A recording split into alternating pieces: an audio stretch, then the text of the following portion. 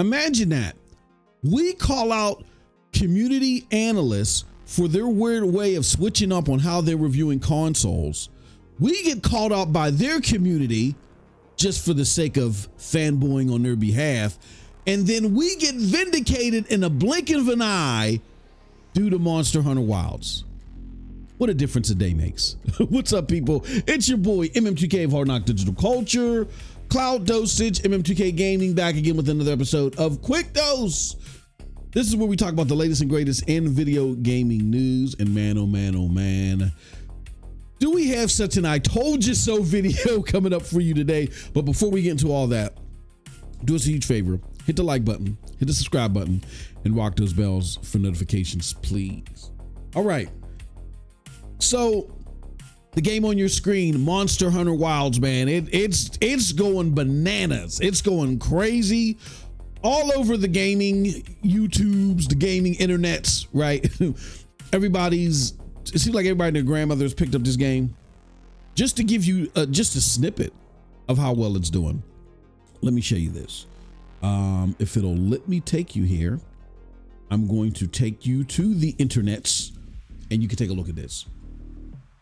This is where you can look at the top 20 some odd games or whatever that are on Steam right now.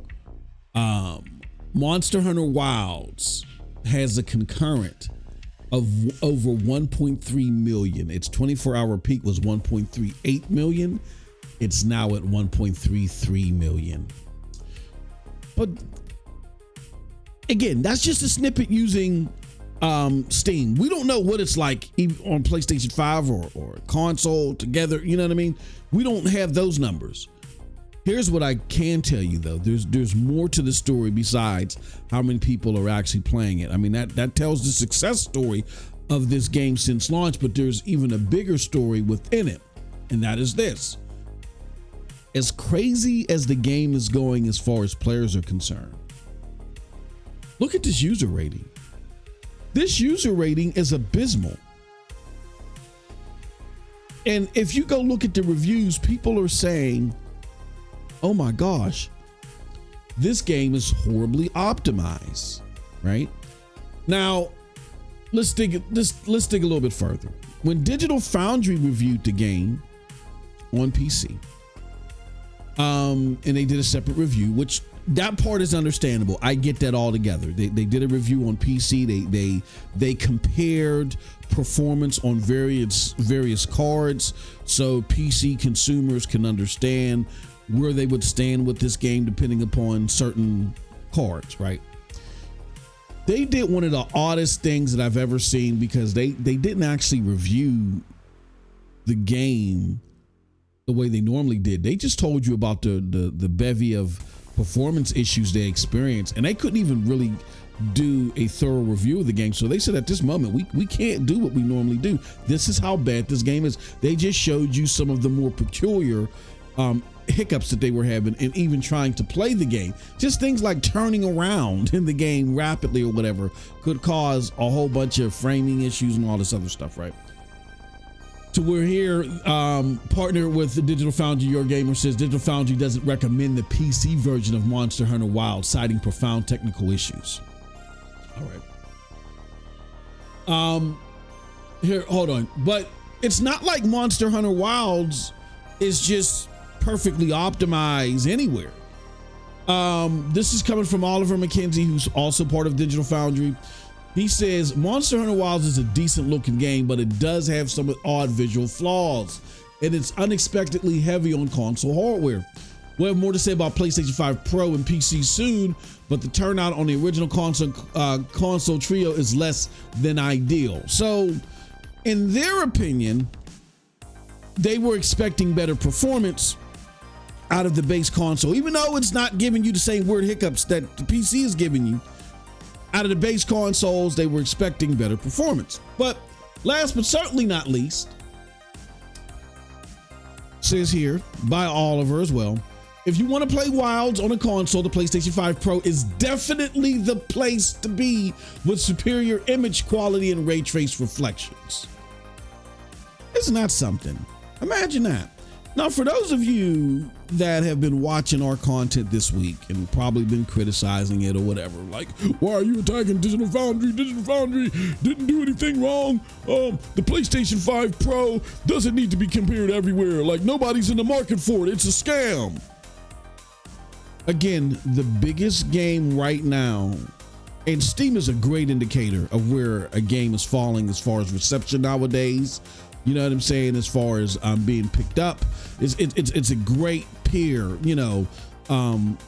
into what's likely happening as far as its adoption success and things like that. It may not be the best indicator for every single game, but if you see a game doing well on Steam, the way that you see Monster Hunter Wilds is, oh man, yeah, that's going to translate to other places. It's also a great gauge, and people don't like this, but it is what it is. Reality is reality. And that's the fact of the matter that we're battling here, is people not willing to submit to reality. The reality of the situation is, if you have a game releasing on a, let's say a subservice, like Game Pass, for instance, if you have a game that releases day and date in a subservice, or even a game like Dragon Age Veilguard that releases into like EA Play or EA Connect, whatever they call it. Okay, it's releasing day and date in those subservices, which they're trying to grab users, right? But they're still in this infancy stage, and these subscription services are not really self-fulfilling all like that, or they're not that explosive on the mainstream. So they have to be subsidized, or at least backed up from a totality standpoint, by sales. So what you want to do is you want to gauge Steam and say, okay, this subscription service isn't flying off the shelf. Subscriptions are still flat, and this game isn't helping that. So what are the sales like? And Steam is a good indicator of that. You know what I mean? Like, for instance, you have Indiana Jones that, was critically acclaimed in a lot of ways, but the sales seem flat. Again, the aforementioned Dragon Age Veilguard, sales seem flat. So Steam gives you a great indication of certain particulars of how well games are doing. If a game is flying off the shelves on Steam, that's usually going to translate to consoles as well, may or may not.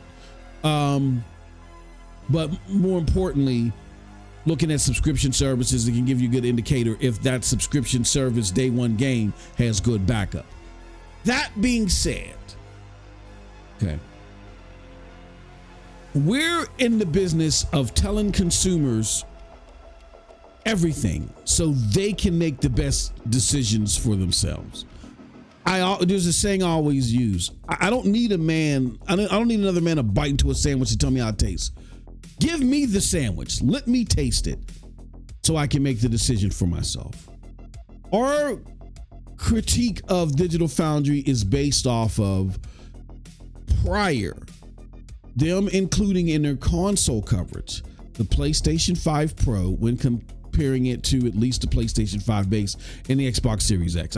We don't even need the Series S to be included. That would be overkill. That's pointless. There's no consumer that has a Series S that needs to even question, what's going to be better on the Pro. That doesn't make any sense. I don't even think that's even necessary to compare the S to the X even. You know what I mean? Like, by now it's industry standard that the S is going to be significantly lesser. But it may be useful to consumers, so, that's okay. But more or less the S to the Pro, no, there's not even a point. That being said, you want to take the base consoles, compare them to the Pro, because there are consumers that are in the market that have the base consoles that might want to upgrade to the Pro. And not just PlayStation 5 gamers. You are witnessing, if you're watching this video at the time of it being released, you are witnessing a mass exodus from PlayStation.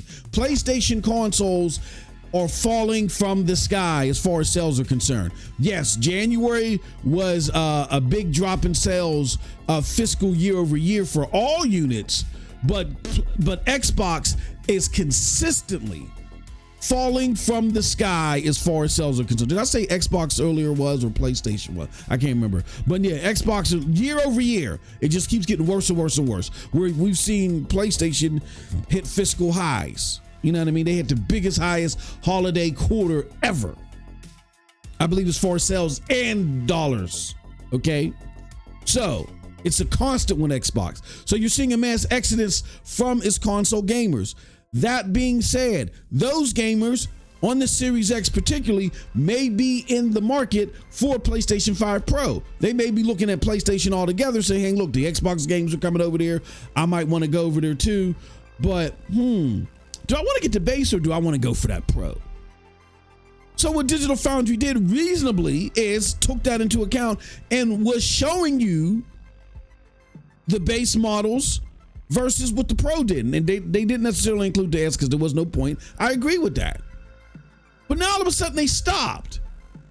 And they stopped for a myriad of reasons that we talked about in the previous videos that people wanted to come and fanboy for Digital Foundry over. Well, we thought it was weird. And we thought it didn't jive for console gamers. So we basically said, you know, Digital Foundry is no longer for the console gamer. People said, what are you talking about? They do a great job. We're not just pulling this out of thin air. I want you guys to listen to this. This is a roundtable at Digital Foundry where someone is asked, what are your thoughts of the Pro?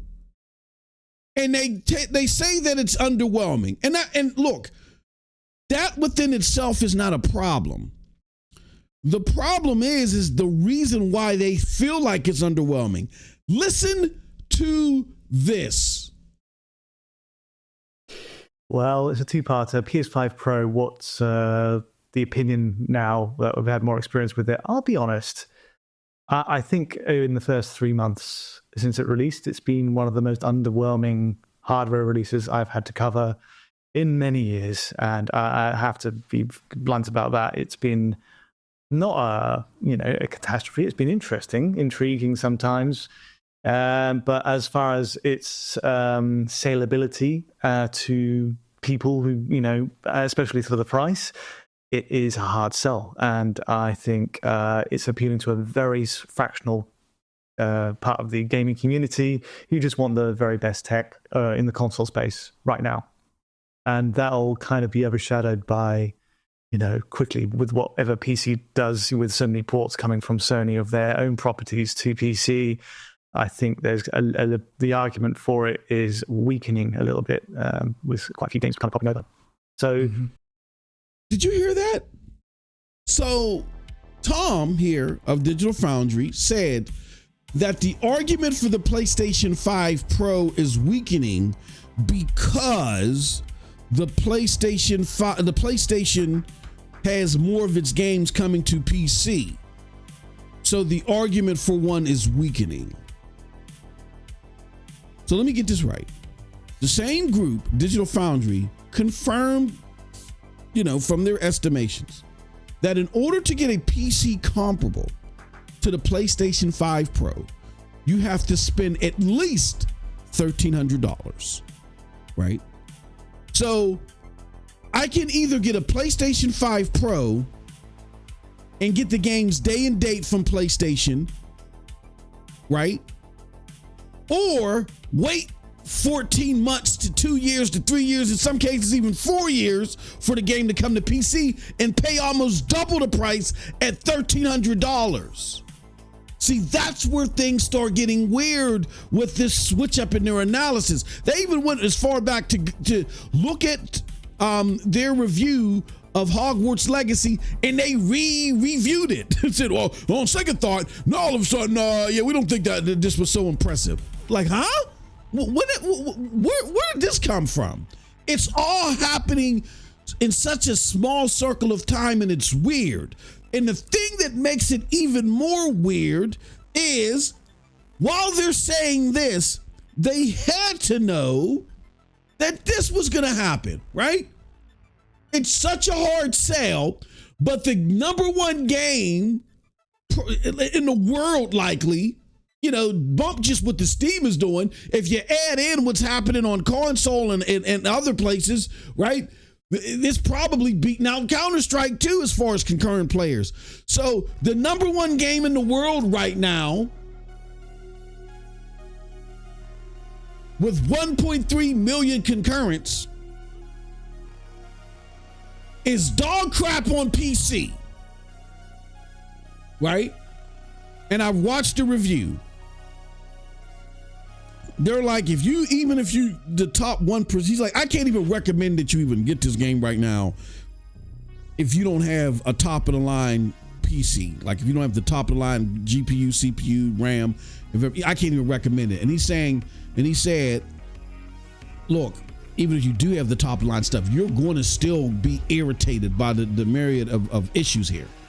So it's trash on PC.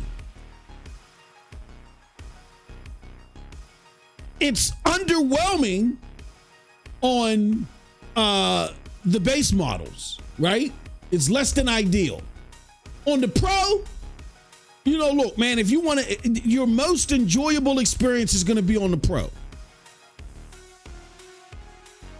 And we see this with the number one game out here.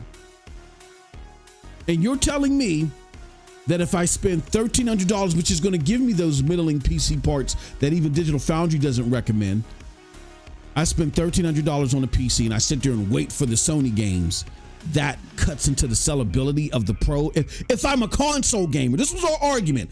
I get the argument if you're a PC gamer. PlayStation 5 Pro is for console gamers that want more performance, which that is a smaller subsect of the community. But you're running into situations via poor optimization like this that more and more console gamers thought, hey, I'm going to get 4K 60 on these games, or I'm going to get a decent performance mode that they're not getting it on the base models, and they really, really want it. So their options, as far as Tom is concerned, is to pay $700, get better optimized versions for the most part, particularly of PlayStation games, definitely, get better optimized PlayStation games day and date, or wait 2 to 4 years and pay double the price. That's weird. And Monster Hunter Wilds craps all over that theory. But they still had the audacity to put that out there knowing that these reviews were coming down the pike. This is all within the same small circle of time that all this stuff has been recorded and put out there for the public. And they want, and people want to get mad at me for calling out the obvious. Here's the problem. There's two things happening here. I totally get the argument that Tom gave for PC gamers, but when you're talking about a console, first and foremost, you should talk to console gamers. I just gave you the scenarios that more decently fit a console gamer. Your theories don't jive. So A, what are you talking about? And B, why are you even there? Secondly, to my console gamers who, are hearing this hoopla and you're like, oh, I'm disappointed with the Pro. It was a gimmick. It was, you know what I'm saying? Like, or I'm disappointed about what I'm hearing about the Pro. It's a gimmick. It was a scam. Because I'm having these conversations with my friends all the time. And there are some people that actually have the Pro that are underwhelmed. I'll talk to them separately. To the people that are listening to this hoopla in the public, these are people that are too jealous because they're console gamers. Let's be honest with you. If you got the disposable income all like that, more likely you're going to go to PC. You'd already been on PC. You would already be on PC and you would have a console of your choice. You know what I'm saying? For day and date activity, because money ain't a thing. Okay. So it's either it's more than likely the console gamers that have less disposable income than the PC, the high-end PC gamers, and they don't have the money to get this. So that's why they're saying it. And it is pricey. And again, the price I feel like could have been lower because it is a console, but still, I get it. It's pricey. The thing is that's why those people are saying that, or they're just haters of PlayStation. You can't listen to them. We used to have companies like Digital Foundry that allowed you to watch footage across the board so you can make the best consumer decision. You got to understand, for whatever reasons, and I talk about in my other Digital Foundry videos, they are out of that business. You cannot listen to them. But for my people that actually got the Pro And I'm seeing across the board the overwhelming majority of people that have the Pro that I talk to, that we poll or whatever, they're happy. You know what I'm saying?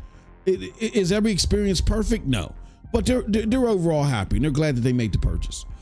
For those of you that aren't happy, it's your right to be disgruntled, be happy. If you're being honest about it and not just trying to hate and trying to grift and say, I hate it. And every time you buy a PlayStation product, you have it for 3 minutes and then you trade it back in and you got pictures of you walking back in the store. Unless you're doing that grifting, and you authentically are disappointed, I get it. And you're not wrong because you feel the way that you feel. Here's what I say to you though. I think maybe the realities for you weren't completely capsulized before you bought the machine. Here's the fact of the matter. Here's why I got the Pro. I got the Pro for games just like Monster Hunter Wilds. Not Monster Hunter Wilds exactly, but for games just like it. Because here's the fact of the matter. I pay attention to the devs. I heard what the Gotham Knights devs said. And I understand that these are trends that are happening throughout gaming, where they're putting all this pressure is being put on them by these publishers to whip these games out, right? Game development is taking longer and longer. It's no longer taking 3 or 4 years to develop games. It's taking 5, 6, 7 years to develop AAA games.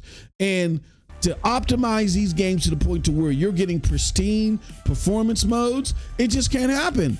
And it's not fathomable in the time frames that gamers expect and these publishers are giving them. So they're like, something's got to give. You're either going to get just an optimized game, I guess, with just 30 frames per second, or you're going to get a muddy performance mode as far as these base consoles are concerned, because I'm here to tell you, and you can get mad about this all you want, but the facts are the facts. See, I can come down the middle and I can judge console, PC, cloud gaming, all the same. When you're right, you're right. You're wrong, you're wrong. These consoles, these base consoles, came out 2, maybe 3 years too early. They came out too early. And they're not capable for the stuff that we want them to do. PlayStation knew that. So they were already working on a mid-gen refresh.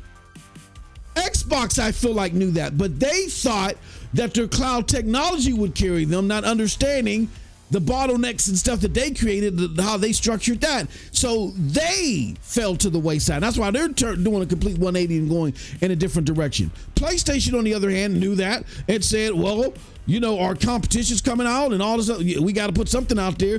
It's not powerful enough to reach the expectations of the consumers. So they already simultaneously started authorizing the creation of the PlayStation 5 Pro that could meet this performance. And they threw in their new tech that would help them build up their PlayStation 6.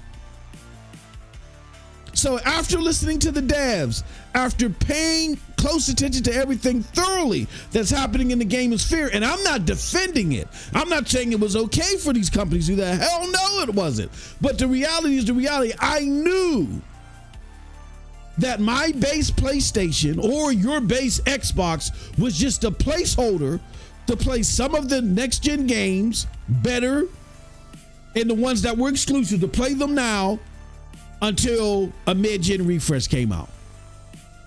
And Sony happened to put one out there.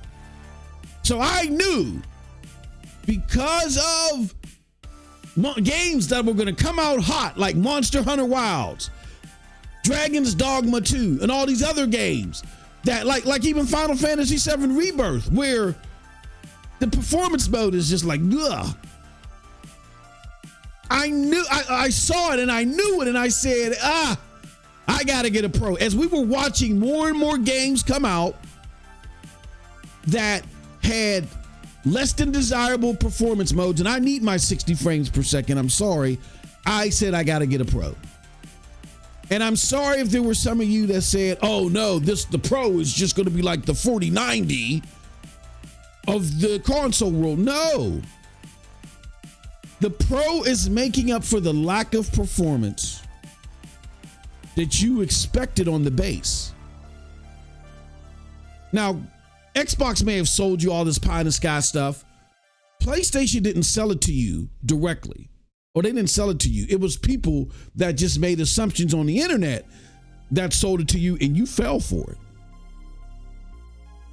I just got a PlayStation 5 because I know I love their games.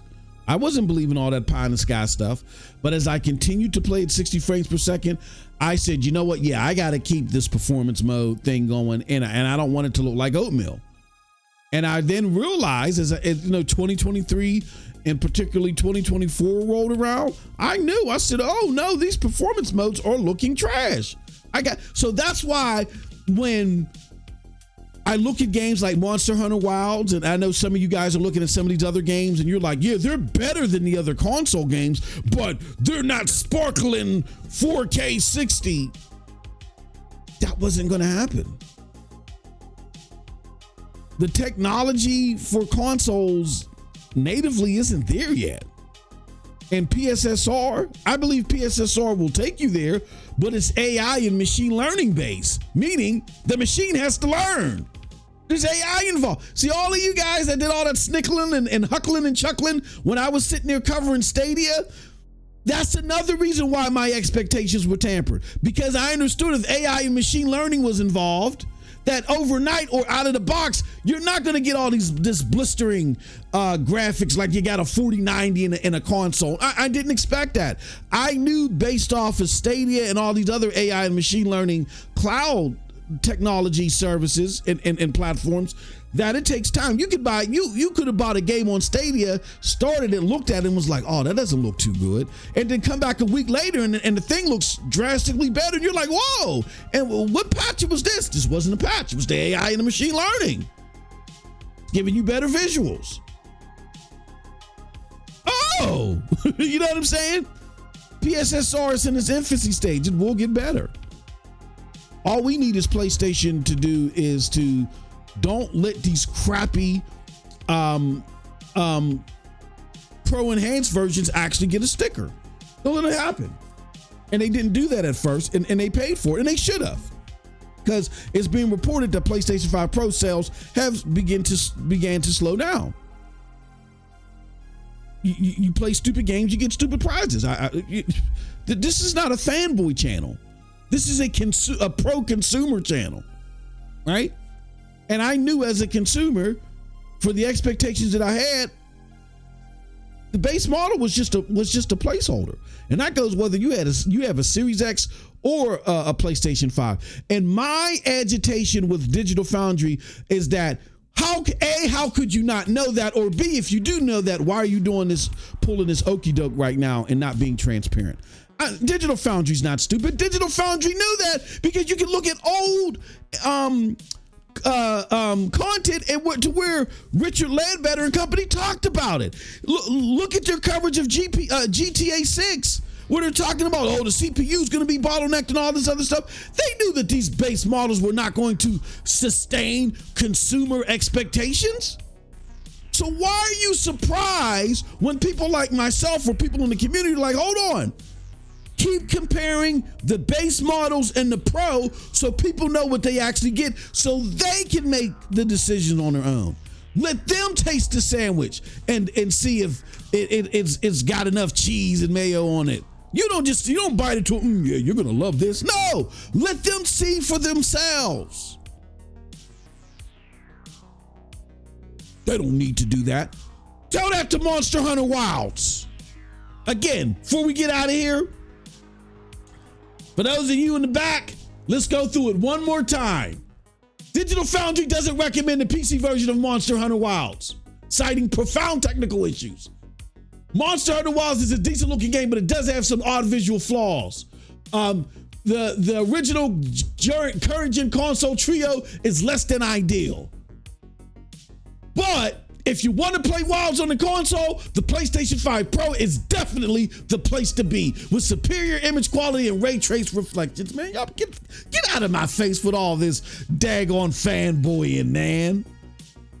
So again, for the doubters, the haters, and even those that are unbiased or just want a good product, you got to be in tune with the realities of the thing. I'm sorry to tell you, the base consoles, if you're a performance nut, the base consoles were just a placeholder.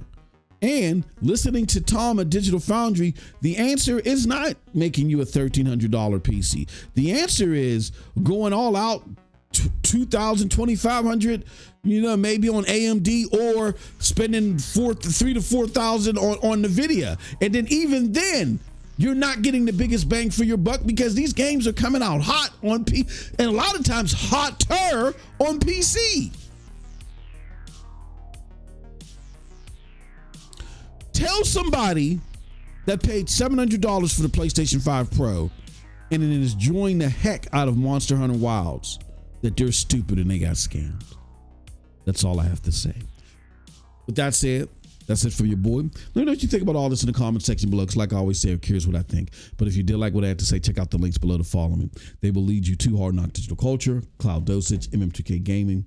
Also, we are doing reviews of Atomic Heart, latest DLC. It's called Enchantment Under the Sea. I can't say too much right now until I do my full review, but I am loving what I'm playing right now.